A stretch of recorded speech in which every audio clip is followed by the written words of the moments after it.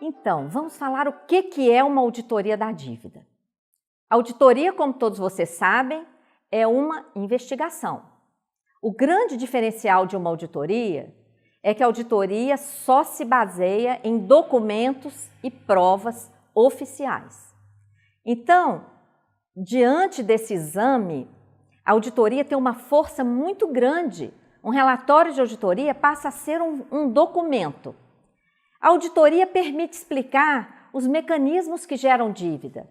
Ela evidencia as razões do crescimento brutal da dívida, a usurpação do endividamento por meio do sistema da dívida em benefício do sistema financeiro.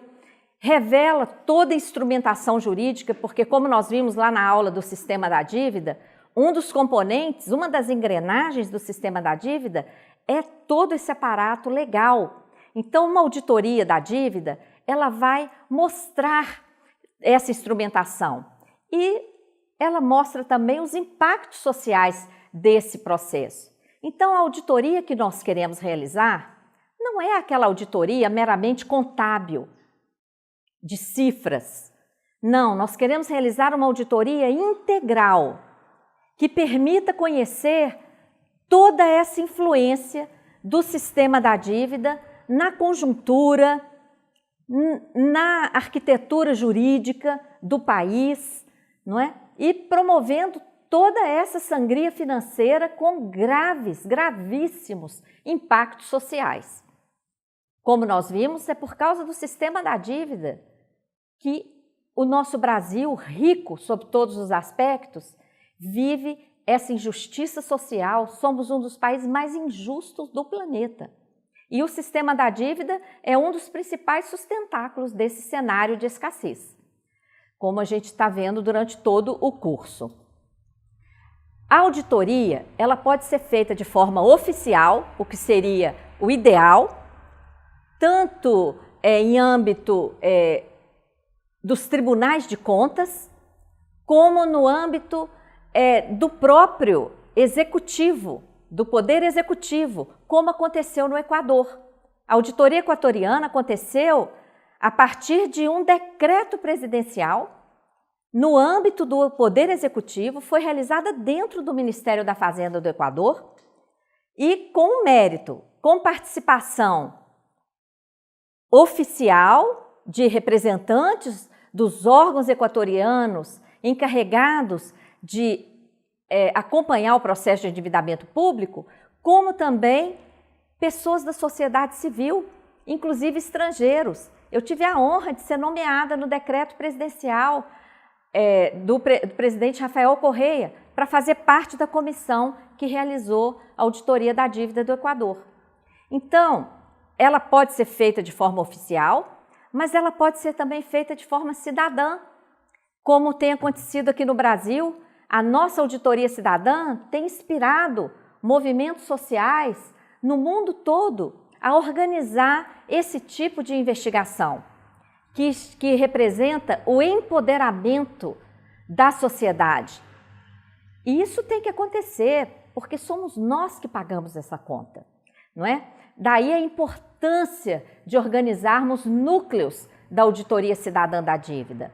Nossa expectativa é de que todos vocês que estão participando deste curso passem a se integrar aos núcleos e vocês podem ajudar a acontecer um avanço muito grande na disseminação de todo esse conhecimento que estão adquirindo com esse curso. Nesse sentido de incentivar a participação social, eu gostaria de deixar registrada aqui uma iniciativa importantíssima da CNBB. O ano de 2018 foi eleito o ano do laicato, da participação de leigos na igreja. E nós ficamos muito honrados, porque a CNBB utilizou um dos nossos textos da Auditoria Cidadã, o texto que fala Brasil, realidade de abundância, cenário de escassez. E utilizou esse texto, ilustrando com trechos da Bíblia, para fazer círculos bíblicos de debate. Quem ainda não tomou conhecimento, entre em contato com as edições da CNBB para tomar conhecimento dessa cartilha, que é motivo de muita honra para todos nós que já participamos da Auditoria Cidadã da Dívida.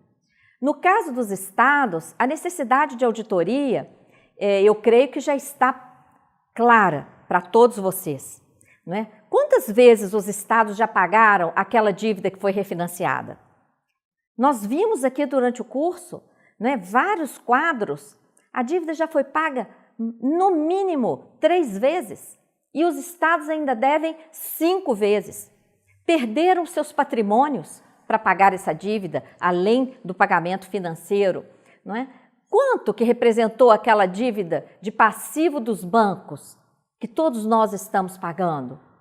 Uma grande ilegitimidade, não é? Quantos investimentos deixaram de ser realizados por conta do sistema da dívida, tanto federal como nos estados e vários municípios? Chegamos a um ponto em que a maioria dos estados, 18 estados, já fizeram essa nova renegociação que impõe mais ajuste fiscal e introduz o esquema da securitização. Então a gente vê que esse processo não tem fim, só vai se aprofundando e um país rico como o Brasil vai ficando cada vez mais degradado. Então, creio que no âmbito dos estados já está muito claro para todo mundo a necessidade de auditoria.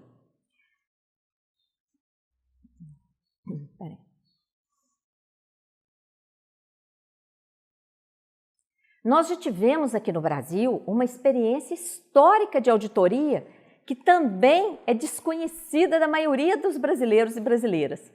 Getúlio Vargas, logo que assumiu a presidência da República, naquela época o presidente é que assinava as autorizações de remessa para o exterior.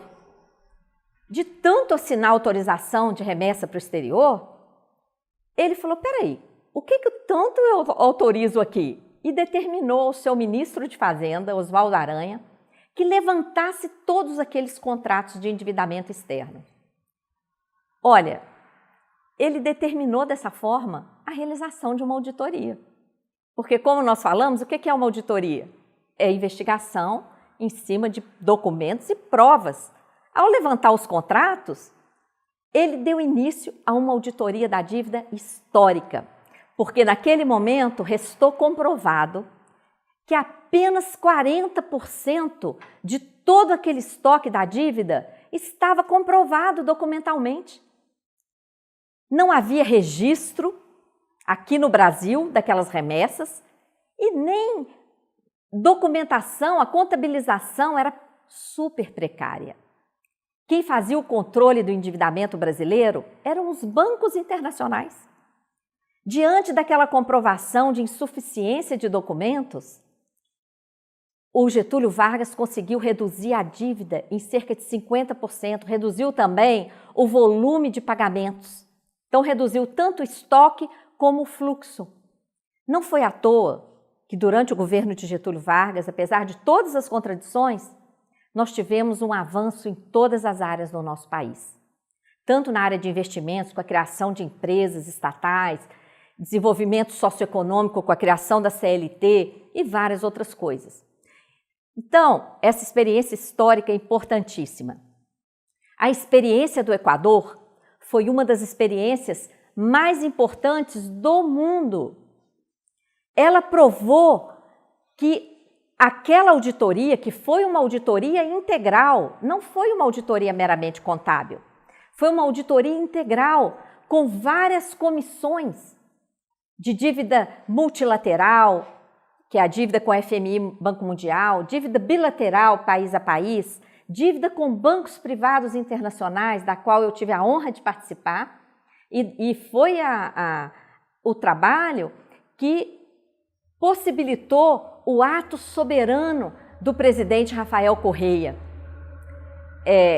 Ele fez, diante das descobertas da nossa investigação, ele fez uma proposta para os detentores dos títulos da dívida equatoriana, de recomprar aqueles títulos por, no máximo, 30%.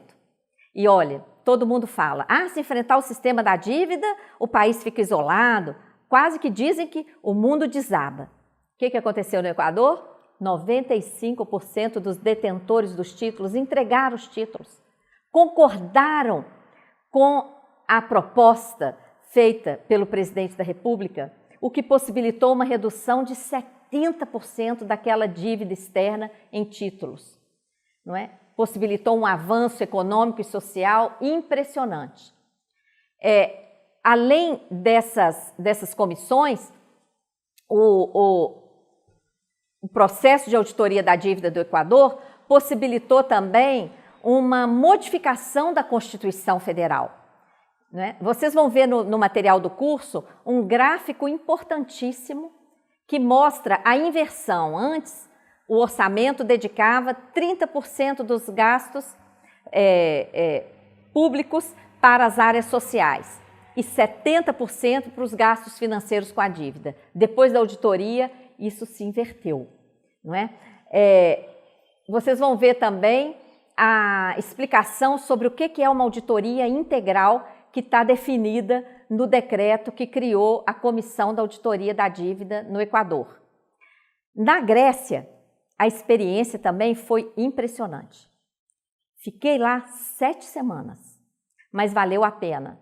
E eu não sabia que eu estava trabalhando para o Brasil, porque o mecanismo que eu consegui identificar na Grécia, daquela criação de uma empresa estatal em Luxemburgo, que emite papéis financeiros, que gera dívida disfarçada, que é paga por fora, é idêntico ao esquema da chamada securitização da dívida que está entrando aqui no Brasil.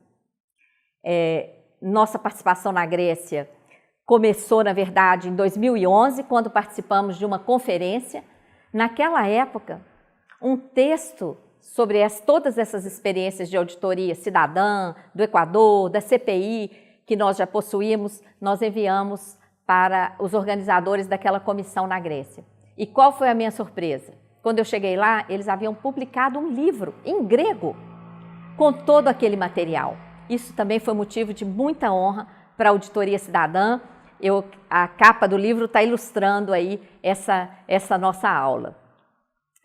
Vocês vão ver que as consequências lá na Grécia foram gravíssimas. Por isso que a gente está lutando tanto para que esse esquema não entre aqui no Brasil, não é? A auditoria cidadã começou lá no ano 2000, logo após o grande plebiscito, e vem crescendo, conseguimos essa CPI e temos que contar com a participação de mais e mais pessoas para continuarmos com essa grande missão de garantir a transparência nos gastos públicos dessa dívida, que quanto mais a gente paga, mais a gente deve. Muito grata.